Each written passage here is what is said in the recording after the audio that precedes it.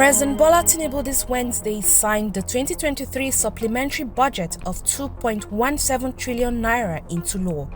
The Senate and the House of Representatives last Thursday passed the supplementary appropriation bill after a third reading.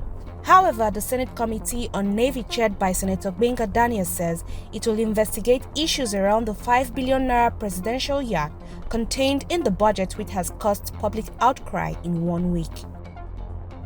The Central Bank of Nigeria has again reiterated that there are sufficient banknotes across the country and every banknote issued by the Central Bank of Nigeria remains legal tender and should not be rejected by anyone, as stipulated in Section 20, Subsection 5 of the CBN Act 2007.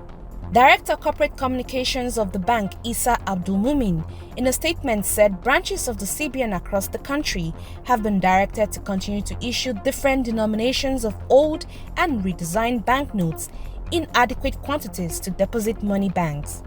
The CBN said no one should refuse to accept the naira as a means of payment and advised the public to guard against panic withdrawals.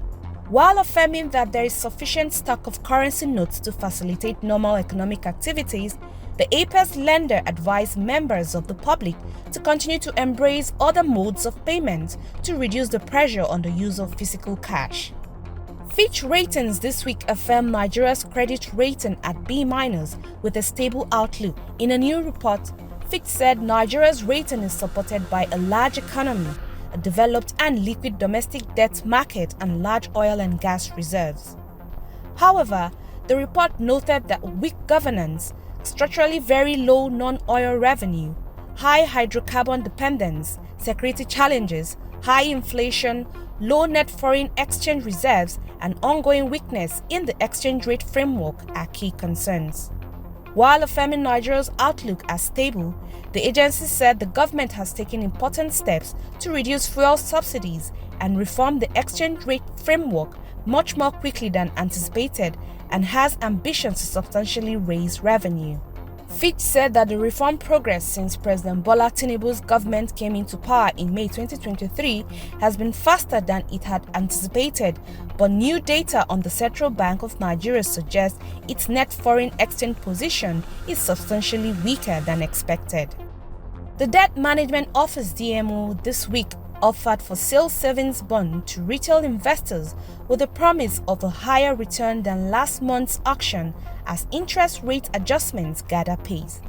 The November offer is 139 basis points higher than the 11.07% it went for in October, while the 3-year bond will be sold at 13.46%, also higher than the 12.07% it sold for last month.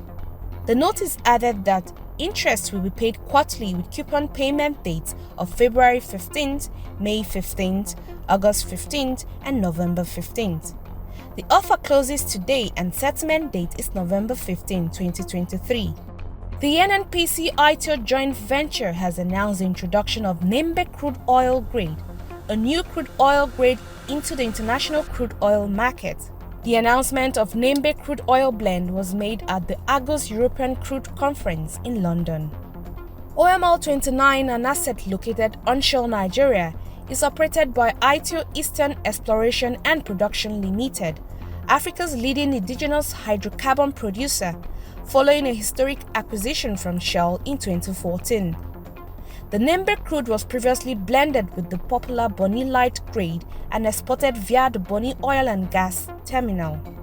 The Nembe crude oil grade also has a low sulfur content and low carbon footprint due to flare gas elimination, fitting perfectly into the required spec of major buyers in Europe. 2 cargoes of 950,000 barrels each of the Nembe crude oil grade have since been exported to France and the Netherlands, according to a statement by Olufemi Shonoye, Chief Corporate Communication Officer, NNPC Limited. MTN, African telecoms giant, is considering exiting 3 African markets.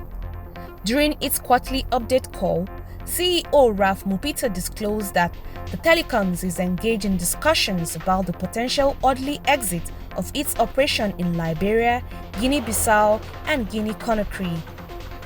Although the telecom has yet to reveal why it's leaving these African markets, Its financial reports show that it's facing numerous challenges across the West and Central African region. Inflation and currency devaluation across several markets are identified as major concerns.